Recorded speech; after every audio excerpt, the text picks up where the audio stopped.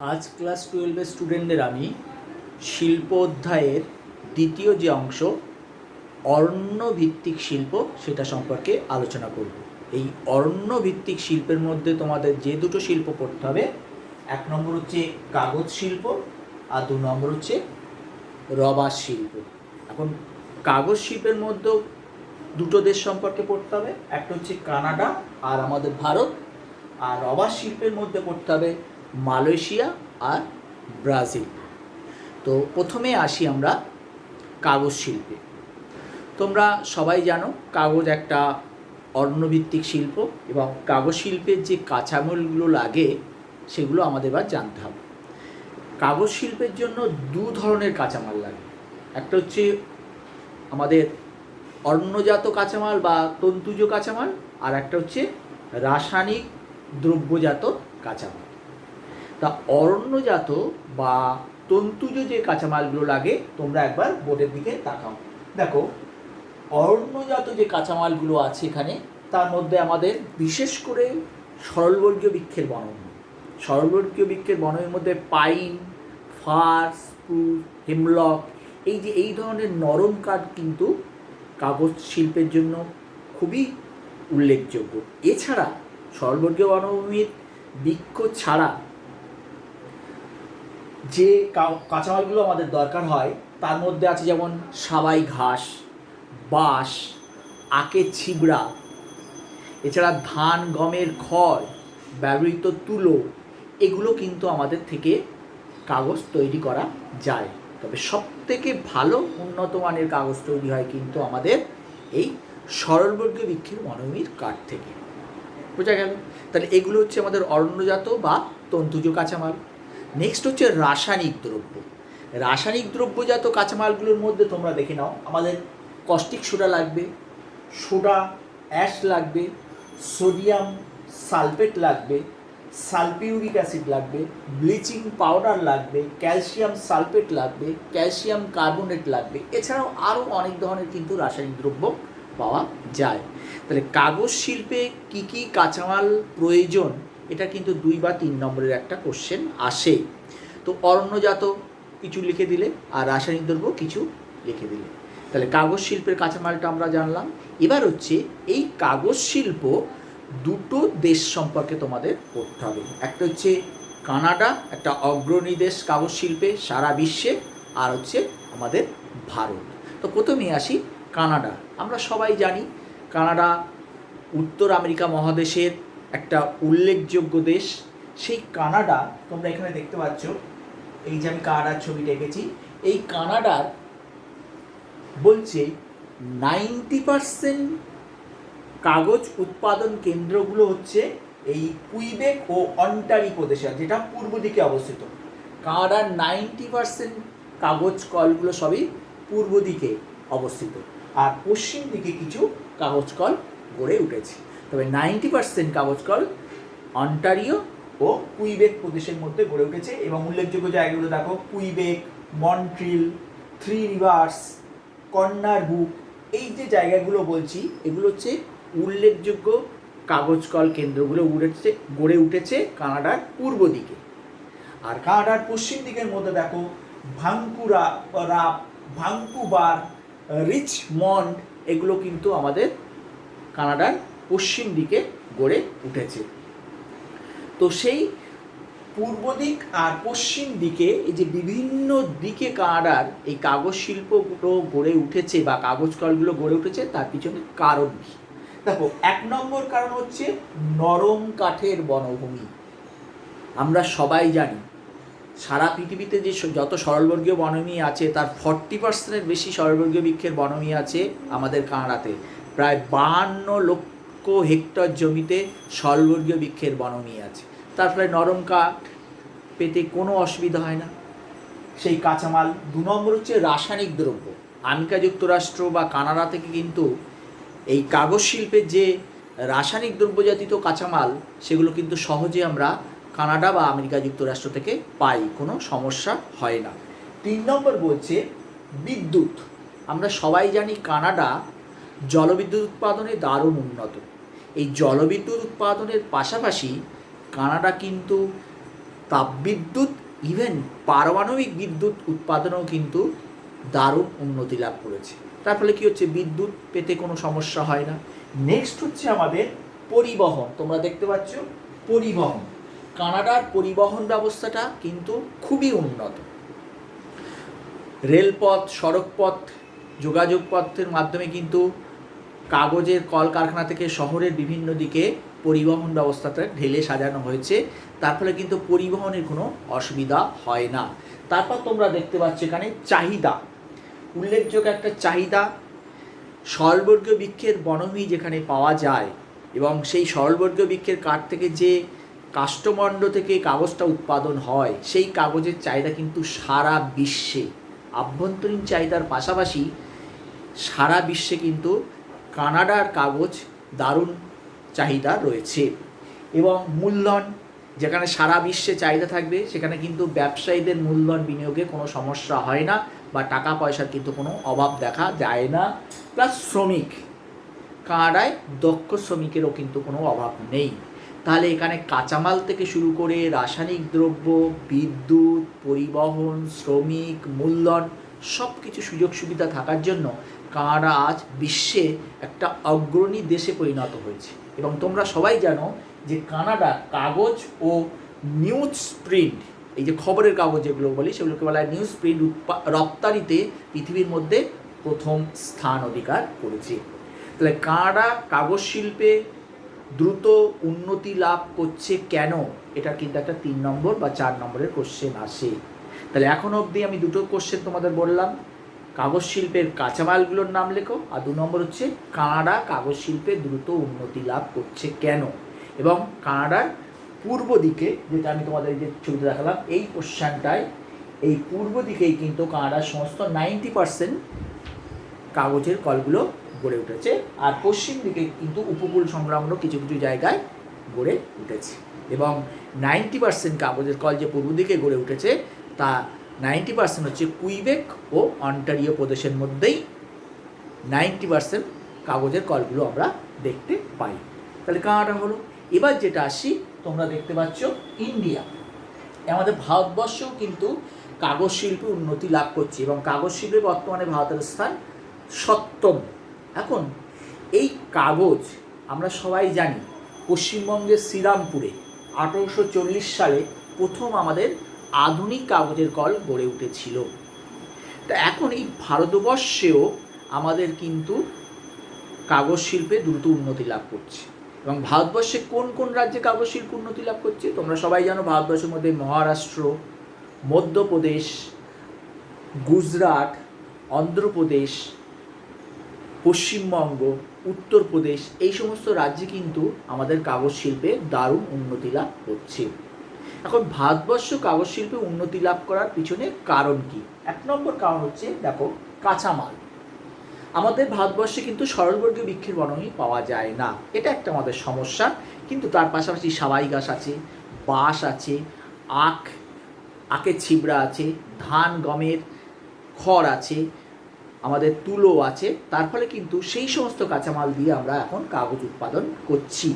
Next হচ্ছে রাসায়নিক দ্রব্য।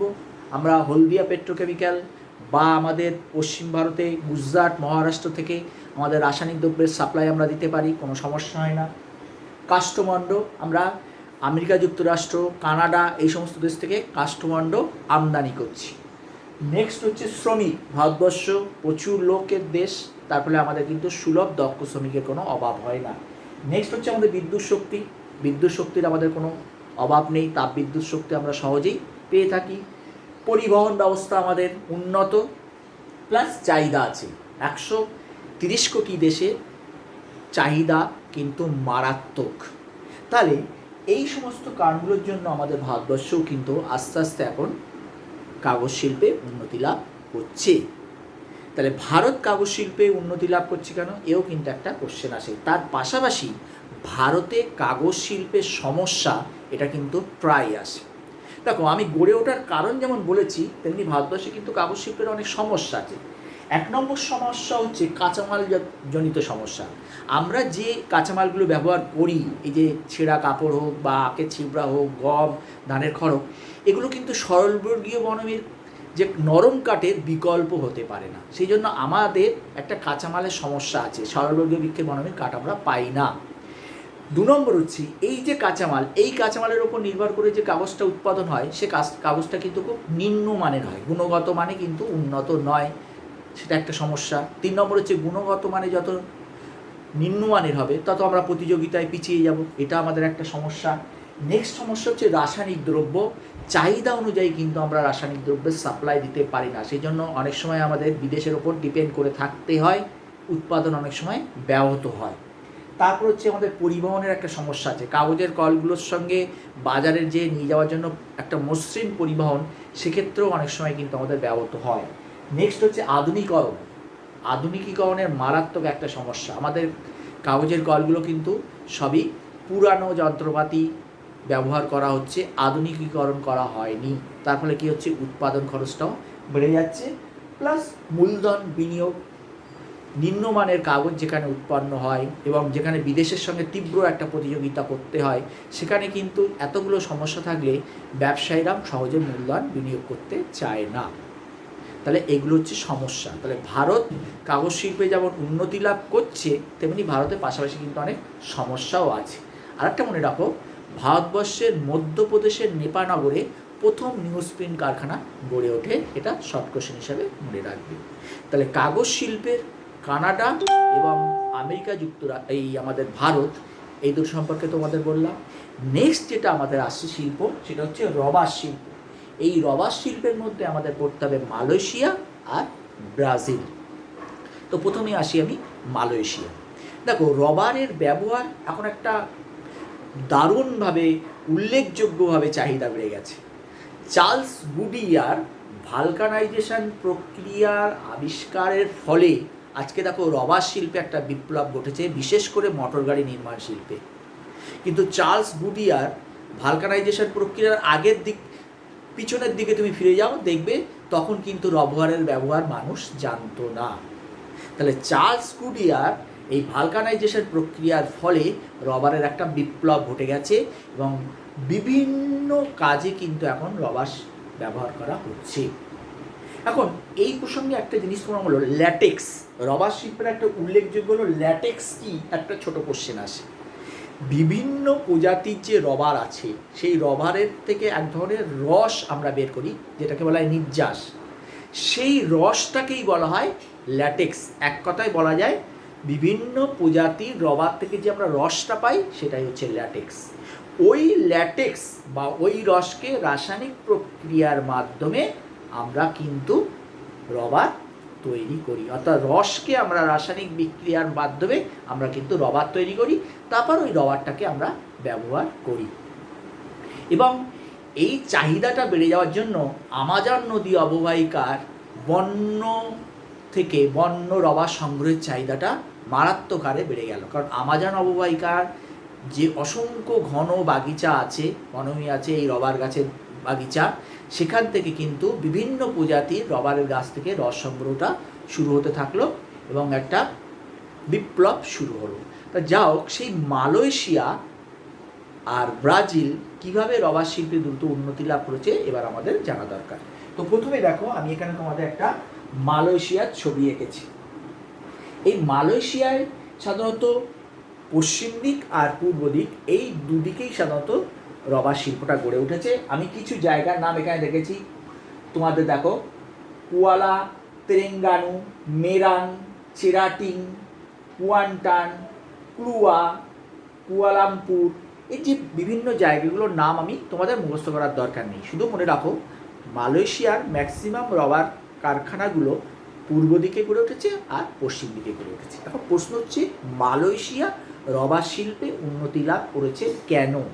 তার প্রধান কারণ হচ্ছে জলবায়ু। তোমরা সবাই জানো মোটামুটি 200 থেকে 250 সেমি এবং 25-30 ডিগ্রি সেন্টিগ্রেডের মতো টেম্পারেচার না হলে কিন্তু রবার গড়ে উঠতে পারে না। রবার এই ধরনের পরিবেশে খুব ভালো হয়। পাশাপাশি দোআঁশ মাটি, আম্লিকধর্মী দোআঁশ মাটিতেও কিন্তু রবার খুব ভালো হয়, ঢালু জমিতেও রবার ভালো হয়। তাহলে এই ধরনের পরিবেশে কিন্তু প্রচুর রবার গাছ গড়ে ওঠে বা বাগিচা গড়ে ওঠে। তার জন্য মালয়েশিয়ায় সেই ধরনের জলবায়ু বা মৃত্তিকা আছে বলে আমরা কাঁচামালের কোনো অভাব নেই। নেক্সট হচ্ছে পরিবহন। মালয়েশিয়ায় পরিবহন ব্যবস্থা খুবই উন্নত, বন্দর আছে। আমরা সবাই জানি মালয়েশিয়া একটা দ্বীপ রাষ্ট্র, তার ফলে কী হচ্ছে, এখানে প্রচুর কিন্তু বন্দর গড়ে উঠেছে। বন্দর কেন্দ্রিক এই রবার শিল্পের ফলে আমদানি রপ্তানির কোনো অসুবিধা হয় না। তারপর হচ্ছে দক্ষ লেবার, এখানে সুলভ দক্ষ লেবারের কোনো অভাব নেই। তারপর হচ্ছে মূলধন, যেহেতু মালয়েশিয়া রবার সারা বিশ্বে চাহিদা রয়েছে, তার ফলে বড় বড় ব্যবসায়ীরা এখানে মূলধন বিনিয়োগ করে। আর হচ্ছে বাজার, আভ্যন্তরীণ চাহিদা, পাশাপাশি বিশ্বের বাজারও একটা চাহিদা রয়েছে, এই জন্য বাজারের কোনো সমস্যা নেই। তাহলে মালয়েশিয়া রবার শিল্পে দ্রুত উন্নতি লাভ করছে কেন, এটারও কিন্তু একটা 3 নম্বরের কোশ্চেন আসে। নেক্সট হচ্ছে দেখো ব্রাজিল, তোমরা এখানে দেখতে পাচ্ছ এই ব্রাজিলও কিন্তু রবার শিল্পে সব থেকে আগে উন্নতি লাভ করেছিল। আমি আগেই বলেছি আমাজন নদী অববাহিকাকে কেন্দ্র করে এখানে প্রচুর বন্য রবার সংগ্রহ শুরু করেছিল যখন চার্লস গুডিয়ার ভালকানাইজেশন প্রক্রিয়াটা আবিষ্কার করলো। তো এই ব্রাজিল রবার শিল্পে কেন উন্নতি লাভ করেছে আর মালয়েশিয়া রবার শিল্পে কেন উন্নতি লাভ করেছে, কারণ কিন্তু একই। কারণ মালয়েশিয়া আর ব্রাজিলের জলবায়ুগত বৈশিষ্ট্য একই, ক্রান্তীয় জলবায়ুর মধ্যে অন্তর্গত, প্লাস এখানে জলবায়ু ওই অত মৃত্তিকাও আছে, তারপরে কাঁচামাল পরিবহন শ্রমিক কোনো কিন্তু অসুবিধা হয় না। এবং ব্রাজিল থেকে কিন্তু প্রচুর পরিমাণে বন্য রবার সংগ্রহ করতে প্রথম শুরু করা হয়েছিল। কিন্তু সেই ব্রাজিল আজকে রবার শিল্পে কিন্তু অবনতি অর্থাৎ পতন ঘটছে কেন? তাহলে রবার শিল্পে যে একসময় প্রচুর উন্নতি লাভ করেছিল, সেই রবার শিল্পে ব্রাজিল আজকে অবনতি হচ্ছে। তাহলে ব্রাজিলের কি সমস্যা আছে, এই কোশ্চেনটা কিন্তু খুব আসে। ব্রাজিলের রবার শিল্পের সবথেকে বড় সমস্যা হচ্ছে আমাজন নদী অববাহিকায় যে রবার বনভূমিটা গড়ে উঠেছে, সেটা কিন্তু দুর্গম অরণ্য। সেই দুর্গম অরণ্য থেকে বন্য রবার সংগ্রহ করে আনাটা কিন্তু আমাদের একটা মারাত্মক সমস্যা, একটা ব্যাপার। 2 নম্বর হচ্ছে কৃত্রিম রবারের চাহিদা বেড়ে গেছে। তোমরা সবাই জানো কৃত্রিম রবারটা কি। কৃত্রিম রবারটা কিন্তু অ্যাকচুয়ালি পেট্রোকেমিক্যাল শিল্পের উপজাত দ্রব্য পলিমার, ওই পলিমার থেকেই কিন্তু আমাদের কৃত্রিম রবারটা তৈরি হয়। এই যে বন্য রবার যেটা আর কৃত্রিম রবার, এ দুটোর মধ্যে কিন্তু অনেক ডিফারেন্স আছে। বন্য রবার হচ্ছে বনের রবার গাছের রস থেকে তৈরি হয়, এবং বিশ্বে এত রবারের চাহিদা বেড়ে গেছে যে ওই বন্য রবারের গাছের রস থেকে যে রবার তৈরি হচ্ছিল, সেই চাহিদা পূরণ করতে পারছিল না। তখন হফম্যান, মনে রাখবে, হফম্যান প্রথম কৃত্রিম রবার প্রস্তুত করেন কি না, পলিমার থেকে, পেট্রোকেমিক্যাল শিল্পের উপজাত দ্রব্য পলিমার থেকে কৃত্রিম রবারের উৎপাদন শুরু করেন। প্রথম কিন্তু প্রস্তুত করেন এই আমাদের হফম্যান বিজ্ঞানী। এবং এই কৃত্রিম রবার উৎপাদন শুরু হওয়ার পাশাপাশি দেখো রবারের বিপ্লব ঘটে গেছে, এবং প্রাকৃতিক রবারের তুলনায় এই কৃত্রিম রবার কিন্তু গুণগত মানে অনেক বেশি উৎকৃষ্ট। তাহলে এই কৃত্রিম রবারের সঙ্গে আমাদের প্রাকৃতিক রবারের একটা প্রতিযোগিতা মারাত্মক শুরু হয়েছে, এটা একটা বড় সমস্যা। তারপর সমস্যা হচ্ছে আমাজন অববাহিকায়, ওখানে কিন্তু প্রতি বছর জঙ্গল পরিষ্কার করা হচ্ছে, তার ফলে কী হচ্ছে, রবার গাছের সংখ্যাটা আস্তে আস্তে কমে যাচ্ছে। তারপর কী হলো, উৎপাদন ব্যয়, ওখানে যে কলকারখানাগুলো আছে এই রবারের, তার ফলে সেই উৎপাদন পুরানো কলকারখানার জন্য উৎপাদন ব্যয়ও বেশি বেড়ে যাচ্ছে। তারপরে আছে আমাদের শ্রমিকের সমস্যা। এই আমাজন নদী অববাহিকার যে জলবায়ুটা, যে জলবায়ু উষ্ণ আর্দ্র জলবায়ু, যেখানে শ্রমিক অল্প পরিশ্রমেই ক্লান্ত হয়ে পড়ে, এটা কিন্তু একটা মারাত্মক সমস্যা আমাদের ব্রাজিলে দেখা দিচ্ছে। পাশাপাশি ব্রাজিলে এখন কিন্তু আখ চাষ, কলা চাষে, এই ধরনের বাগিচা চাষে ওরা অনেক বেশি লাভবান হচ্ছে। তার ফলে এই রবারের প্রতি ওদের আকর্ষণটা আস্তে আস্তে কমে যাচ্ছে, এবং বিশ্বের বাজারে রবার শিল্পে ব্রাজিলের আস্তে আস্তে অবনতি ঘটছে, বা এগুলো ব্রাজিলের রবার শিল্পের সমস্যা।